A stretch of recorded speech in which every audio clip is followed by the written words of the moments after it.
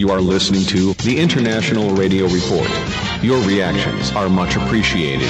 Feel free to send them to radioreport@yahoo.com. That is radioreport@yahoo.com. Thank you.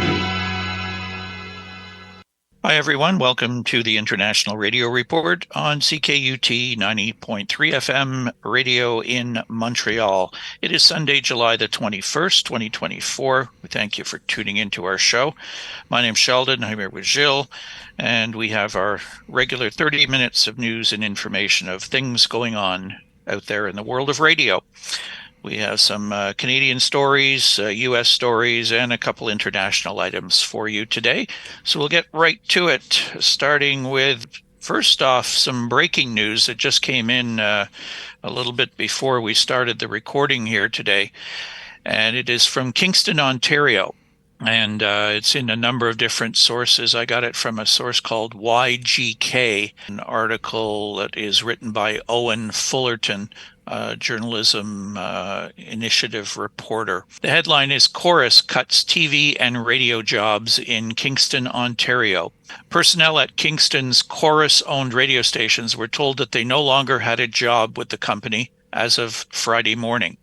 In a cost-cutting measure, Corus removed all on-air personalities from their Kingston-based radio stations, 96.3 Big FM and Fresh 104.3. As of Friday morning, the station websites for both stations listed only shows that are simulcast across multiple stations. In a statement, Corus said the stations will continue as Kingston-based after some restructuring, with localized content being recorded in other markets. On the audio side, Big 96.3 and Fresh 104.3 will remain in Kingston, and the stations will utilize voice tracking to continue to produce local content made for and reflecting Kingston, Corus said in a statement.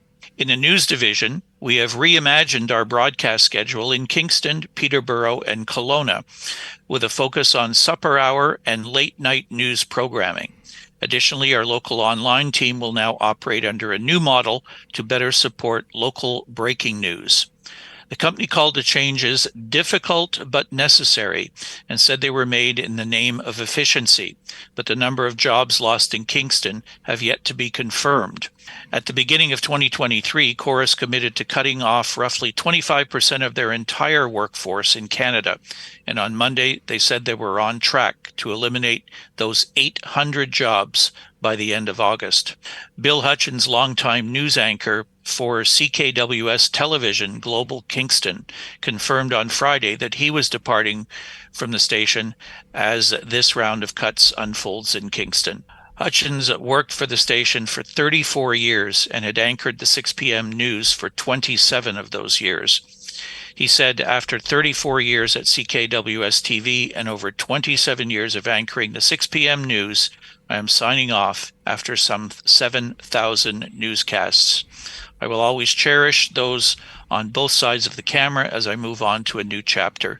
The vast number of job cuts today mark the end of an era for CKWS TV and 70 years of local broadcasting history. Corus's chief financial officer, John Gosling, said the company will need to become a more sustainable business that will focus on core activities. But what that means for local programming in cities like Kingston is unclear. So that's a big loss to a lot of people who probably enjoyed listening to the on-air announcers, on-air DJs, personalities. I mean, people love their local personalities. This is what makes us listen to the radio, actually. I don't know. I think it's odd, where they're saying that some of the programming will come from Kelowna, which is on the other side of the country in British Columbia. If an announcer in Kelowna is recording a story, voice tracking a story for something in Kingston, what does that person even know about Kingston? Our other Canadian-related story comes from the Calgary Herald by Bill Kaufmann, and we thank Ricky Leong for passing this along to us. The Q107 FM in Calgary says it will dial back to music after CRTC objects to talk radio format. A local Calgary, Alberta radio broadcaster that had dropped rock music for talk has found it can't always get what it wants. following the intervention of the federal regulator. Canadian Radio, Television and Telecommunications Commission, the CRTC, ruled last month that Corus Entertainment's shifting Q107 FM from classic rock to simulcasting talk from its 770 CHQR AM station violated guidelines.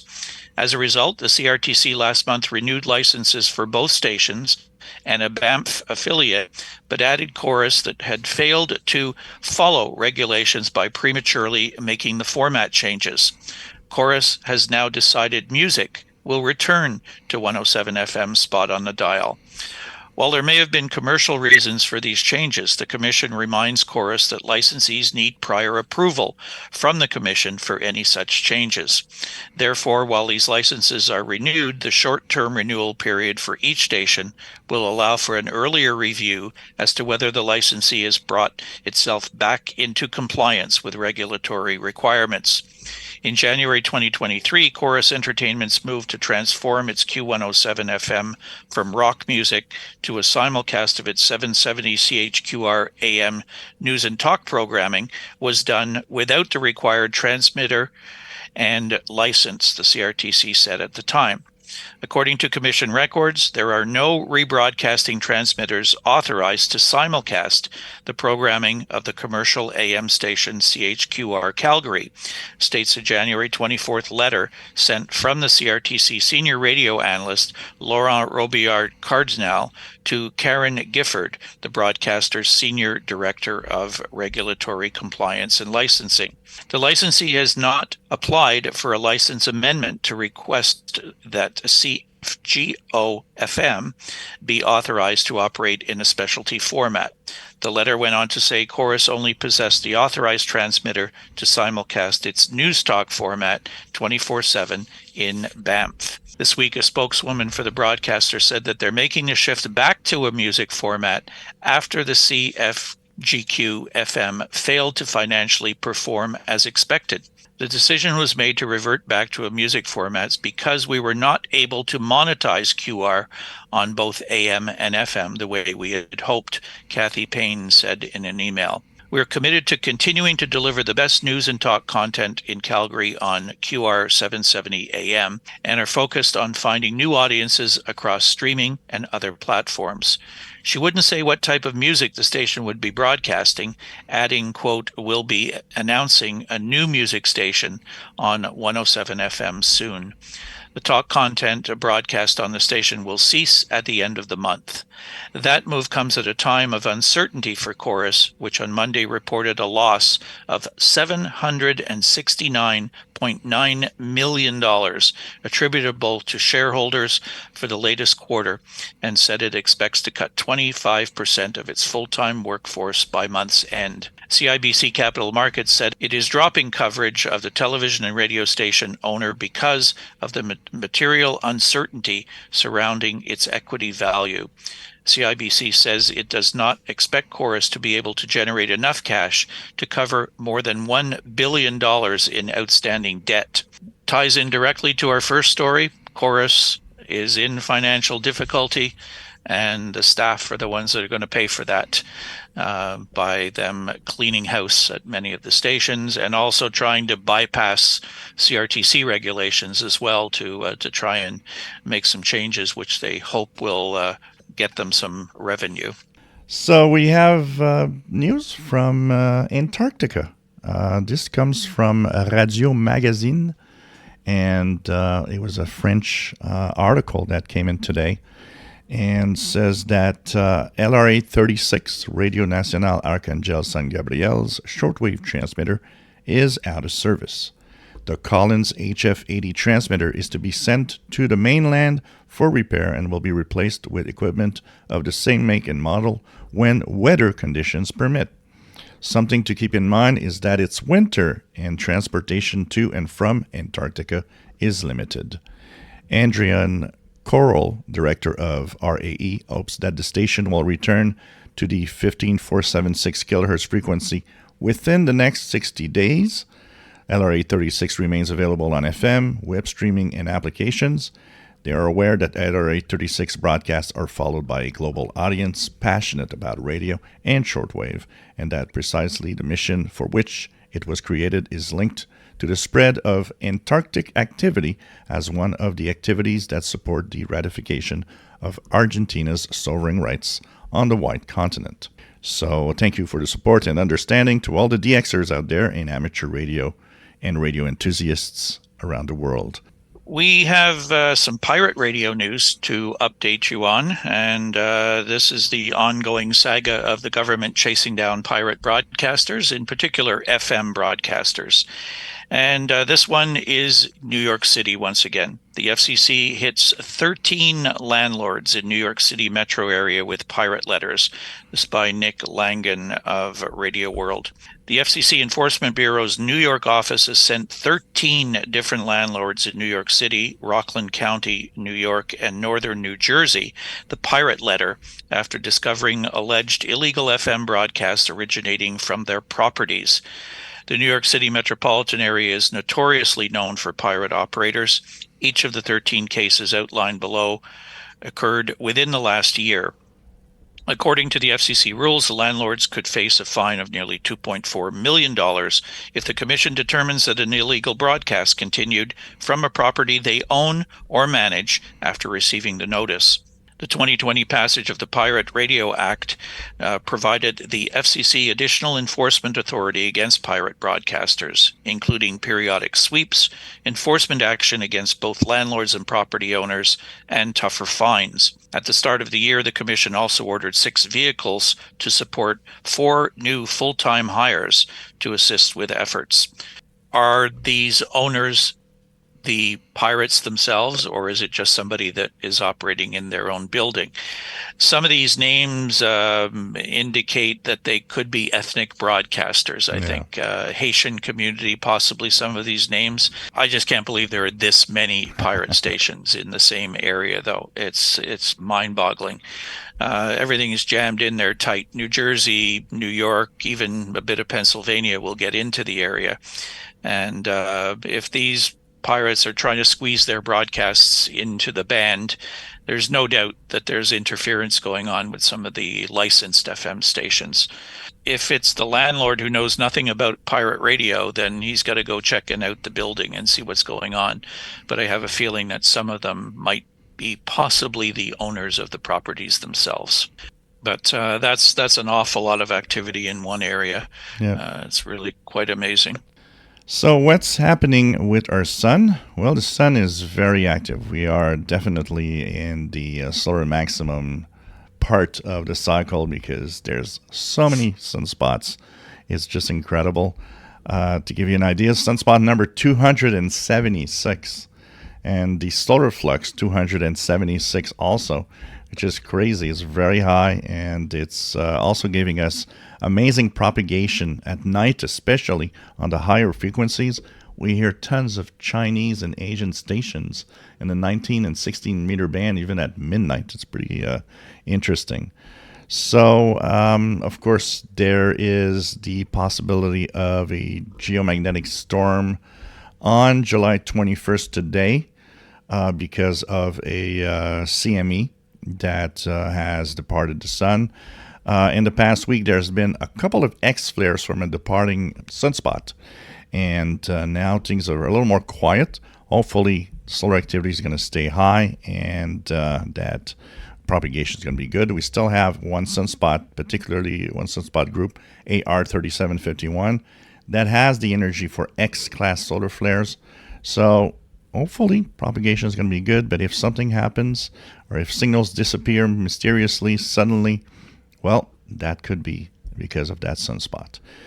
But the best way to witness all of this is to turn on a radio and listen. Hi, I'm Eric Cottrell of Lynn, Massachusetts. I get my weekly radio news on the International Radio Report on CKUT 90.3 FM in beautiful Montreal. Gilles, you have a story from Germany, and it's a bit of a theme going on, a possible FM shutdown. So, in Europe, There's a lot of countries that are turning away from FM, and it seems that the German state is setting mid-2031 for the FM switch-off. This is by T. Carter Ross of Radioworld. Private and public broadcasters in the northern German state of Schleswig-Holstein outlined a plan to migrate fully from the FM band. Under the plan, by mid-2031, broadcasters will end their analog FM broadcasts in favor of digital broadcasting via DAB+ and Internet streaming. State Minister for Digitization and Media Policy, Dirk Schroeder, announced the agreement at the DAB+ and Dialogue event in Berlin at the end of June 2024. Radio must face the digital future, he said. It is our aim as a pioneering region to shape the path to the digital future, including the migration from FM to DAB+, together with all the players in the state, public and private, large and small broadcasters. Under the migration plan, private stations Radio Bob Rock Schleswig-Holstein, Delta Radio, and Antenne Silt will move fully to digital transmissions in 2025. Public broadcaster NDR's youth channel Enjoy will switch over to DAB+ only in Nielbull in 2025, Helgoland in 2026, and Garding and Husum in 2027. In 2026, Classic Radio, Freie Radio Neumünster, and Freie Radio Flensburg would switch over to DAB+, followed by Radio Lübeck in 2027. By the end of June 2031, RSH will complete its migration to digital radio. Through the transition period, NRD and the federal public station Deutschland Radio will continue to expand their DAB+ coverage with full switchover by 2031. To promote the plan and prepare listeners, the state has launched a public-facing information campaign with the hashtag #SchwerDerDigital, which translates to SH Listens Digitally, and the slogan Switch Now to DAB+. Digital Radio Bureau Deutschland has also launched an informational site for the switchover. World DAB President Jacqueline Bierst chaired the announcement, which came at the same time Swiss public broadcaster SRG/SSR announced plans to switch off its FM network the end of 2024, actually. The support from broadcasters, regulators, and governments for DAB+ demonstrates once again that it offers significant cost savings and reduces environmental impact, she stated. I'm delighted at the latest news, and World DAB stands ready to continue supporting our members and friends with their great work. While Schleswig-Holstein has outlined a clear migration path to all digital radio with the support of private broadcasters, elsewhere in Germany, plans to switch off FM in 2025 have been pushed back. In January, the state of Saxony-Anhalt halted a plan to switch off FM in 2025. The state parliament adopted a transition plan in 2010, but twice delayed the switch-off date before scrapping it entirely. Similarly, in late 2023, Bavarian regulators replaced their 2025 FM switch-off date with a plan that relies upon meeting DAB+ adoption milestones. Public broadcasters also received news this year that their migration to DAB+ could be pushed back several years. Since 2016, the Kommission zur Ermittlung der Finanzbedarfs der Rundfunkanstalten, Germany, has considered the combined cost of operating DAB+ and FM transmission paths when assessing broadcasters' needs. However, that assessment was regularly decreased under the assumption that DAB+ would largely replace FM by 2029.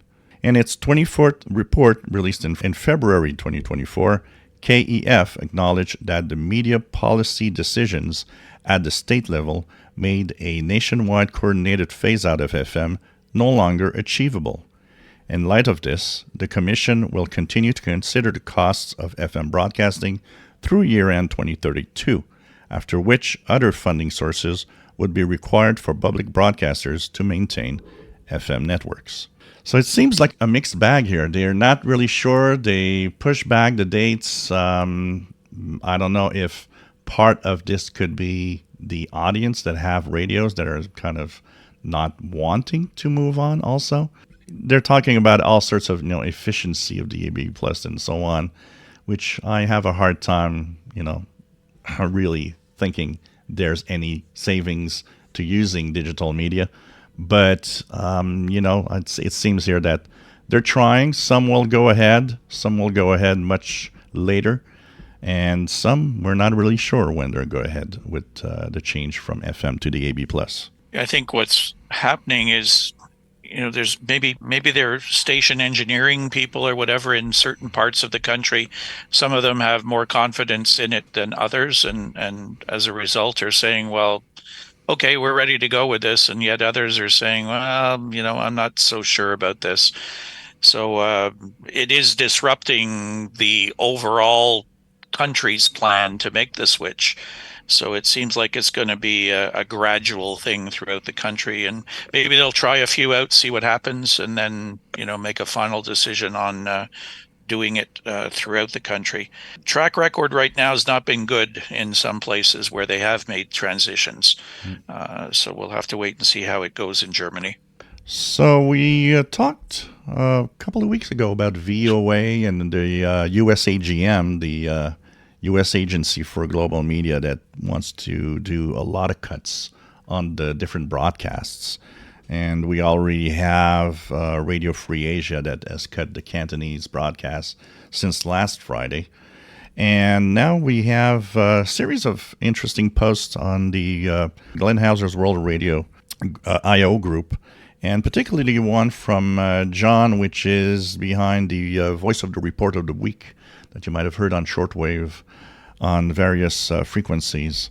And what he mentions is there's been talk about cutbacks to the VOA and affiliate networks that have already gone into effect, as well as speculation regarding the closure of transmitter sites. But as of now, what has been eliminated and what's still on the air exactly? So he conducted a monitoring exercise where he attempted to monitor every VOA broadcast between 02 and 07 UTC through his own setup in Central Florida, as well as remote SDR receivers around the world to see where things stand. He says, I only had the chance to formally observe this particular time frame, but the results aren't good. It's looking similar to the BBC cutbacks earlier in the year, with perhaps 60 to 70% of all broadcasts eliminated. If there's any silver lining, the English service seems minimally impacted, but that's about it. So he's recorded the following times and frequencies, and he noted that at 02 UTC, from the Philippines and from Thailand, the Burmese broadcasts were gone. At 03 UTC, Botswana was on the air, but Thailand, Kuwait, and the Philippines, all of those broadcasts were gone. At 04, Sao Tome was gone. Botswana was on the air. There was an English from Sao Tome on the air also, but most of the other frequencies were gone from Sao Tome, Thailand, Philippines. Everything that was non-English actually seems to be affected right now. At 05 UTC, he had Sao Tome gone in Hausa, which is one of the big popular languages that many parts of Africa talk. There was also the all the other frequencies from Kuwait, Thailand, Philippines, once again off the air in different languages. And 06 UTC, all the French transmission actually from Botswana, Wofferton, Sao Tome were all gone. Only English was still on the air. So it seems that a lot of the foreign languages seems to be affected, and they're removing all of those. English is the one standing. So this is not good. And this is not good considering also when you think about the BBC's cuts.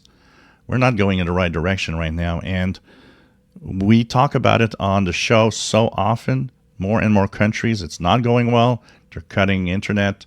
They're cutting even the voice of people that have local FM stations because they're saying things that the government doesn't want to hear. And shortwave is important, and now you're cutting all of that. And this is really bad because it's going to leave some people behind with no ways to get any news. I'm wondering, VOA was putting some broadcasts, local broadcasts on FM in some countries.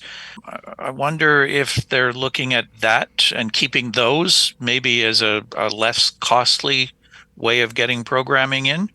But those transmissions are much more easy to shut down by a local government. So I don't know. He's only checked the shortwave, so we might have to see if the broadcasts are still being produced, but maybe only being put out maybe on internet and by these FM relays. There was one of the posts where the USAGM was mentioning that they were considering, making programming and all the efforts going into digital form, a little bit like the BBC. They all think that the internet and the digital way of doing things is the future. I think it's fine if you go there, but it's not if you're cutting back on other ways like shortwave that always get into your country, even if you don't like it. Yeah, and some of those language services, the audience that they're dropping is gigantic. Yeah. Hausa into Africa, just Nigeria alone, one of the most populous countries. That's really surprising. There's something obviously going on within VOA though, and USAGM, and I don't know whether a new administration possibly coming in might have some more changes to do with it. That is all going to be something we'll have to watch. Yep. So we have one upcoming ham radio event. Yes, we have one large annual event coming up next weekend. It is organized by the Radio Society of Great Britain, and it's a really interesting one for both ham radio operators and for any shortwave listeners. It is the Royal Society of Great Britain's Islands on the Air contest. It runs from 1200 Zulu July 27th to 1200 Zulu July 28th. The RSGB IOTA Contest is the most popular contest in the RSGB HF Contest calendar, attracting entries from around the world. The contest is based on the RSGB Islands on the Air Awards program, which recently celebrated its 50th anniversary. The IOTA idea was conceived in 1964 by British shortwave listener Geoff Watts, who imagined that those of us who live in crowded cities would love to set up a station on a sunny beach among palm trees. This prospect is appealing to radio amateurs, even if the island in question might not be further away from the UK mainland than the Isle of Wight. The objective is to promote contacts between stations in IOTA Islands groups and the rest of the world, and to encourage expeditions to the IOTA Islands. So it's operating on 80, 40, 20, 15, and 10 meters, CW and or SSB. And we'll give you the links for the full rules and details, plus the list of all of the IOTA Islands. And you'll be surprised at some of these little rocks out in the middle of nowhere that are considered IOTA Islands. And other information relating to their program is available at www.iota-world.org. So www.iota-world.org. Check it out. It's lots of fun, lots of really interesting places on the air. And we are out of time. Thank you for tuning in today. Our email address, if you'd like to reach us, radioreport@yahoo.com. Our show is live streamed and archived at ckut.ca. Our Facebook group, we do invite you to join the Facebook group. We are at International Radio Report on Facebook with getting close to 1,000 members, so we'd encourage you to join the group. Our YouTube channel, where you can go and check the show at your convenience, listen to old shows as well. We have over 1,000 subscribers there, so please subscribe to the channel. And our X account at IRRCKUT. And we'd appreciate you following us there as well. That's it for us today. We thank you for listening. We'll do it all again next week on the International Radio Report on CKUT 90.3 FM in Montreal. Bye-bye for now. Bye-bye.